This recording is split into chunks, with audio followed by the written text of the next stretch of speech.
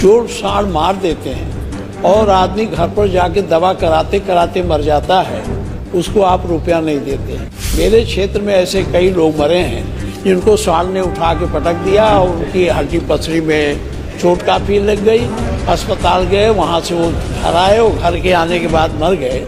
सपा की सरकार में कसाई को देखकर गाय कांपती थी। ये सपा के राज में गायों को कसाई देख के गाय डरती नहीं थी, गाय स्वस्थ थी, मोटी मोटी थी।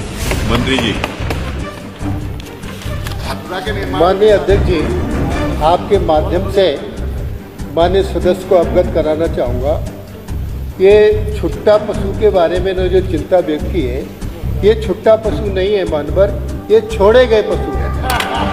मानवर हम जितने निराश्रित गौवंश को पकड़वाते हैं उससे द्वारा फिर ज़्यादा दूर छोड़ दिए जाते हैं। फिर भी मानवर निराश्रित गौवंश के भरण पोषण और गौराश्रय पर माइक्रो मैनेजमेंट के पर्यवेक्षण के संबंध में दिशा निर्देश जारी कर दिए गए। प्रत्येक गौशाला में उसके निरीक्षण के हेतु प्रभारी अधिकारी नियुक्त कर दिए गए। मान्यवर जो निराश्रित गौवंश है, जो माननीय सदस्य ने चिंता व्यक्त की है, योगी सरकार की ये प्राथमिकता का विषय है। और मान्यवर मैं सदन को अवगत कराना चाहूँगा, माननीय मुख्यमंत्री योगी आदित्यनाथ जी ने इस निराश्रित गौवंश को इस बजट में 2000 करोड़ रुपए की व्यवस्था की है ताकि इसका पूरा माइक्रो मैनेजमेंट हो सके। मान्यवर ये जो निराश्रित गौवंश को हम निरंतर अभियान चलाकर बताते हैं। माननीय सदस्य ने जो चिंता की, मान्यवर हम कहेंगे तो आपको थोड़ा खराब सा लगेगा। अब जो निराश्रित गौवंश समय समय पर अभियान चलाते हैं और फिर छोड़ दिए जाते हैं, तो इसके लिए एक और आवश्यक है। योगी सरकार में और पिछले की सपा सरकार में जमीन आसमान का अंतर है।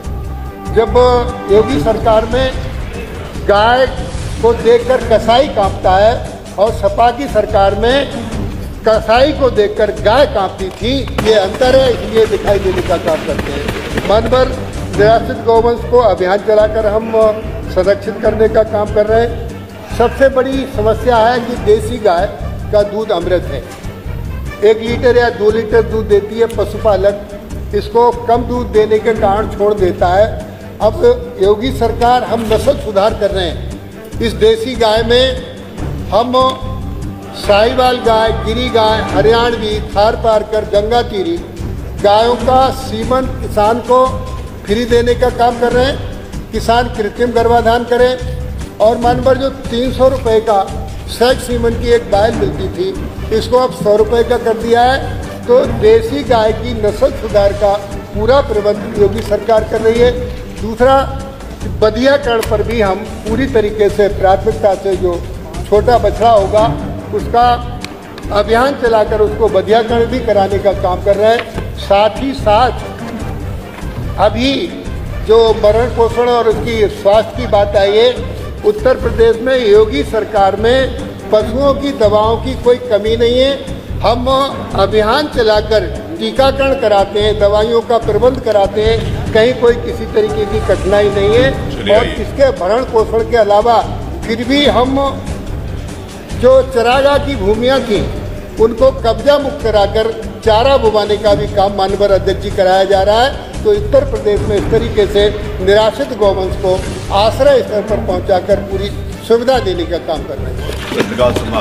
उत्तर प्रदेश विधानसभा के एक सवाल माननीय अध्यक्ष जी, आपके माध्यम से माननीय मंत्री जी से जानना चाहता हूं। प्रश्नकाल समाप्त हो गया। आपने कहा कि माननीय नेता प्रतिपक्ष गौवंशों से गौवंश मार देते हैं, साड़ मार देते हैं, मर जाते हैं, उनको हम रुपया देते हैं। लेकिन जो साड़ मार देते हैं और आदमी घर पर जाके दवा कराते कराते मर जाता है, उसको आप रुपया नहीं देते। मेरे क्षेत्र में ऐसे कई लोग मरे हैं जिनको साड़ ने उठा के पटक दिया और उनकी हड्डी पसली में चोट काफ़ी लग गई, अस्पताल गए, वहाँ से वो घर आए और घर के आने के बाद मर गए।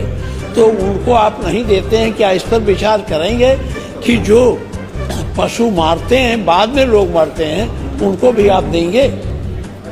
दूसरी बात माननीय अब मंत्री जी, अब ये सत्ताधारी दल को तो सापा हजम नहीं हो पा रही है। जब कोई बात आएगी तो सापा के राज में गायों को कसाई देख के गाय डरती नहीं थी, गाय स्वस्थ थी, मोटी मोटी थी।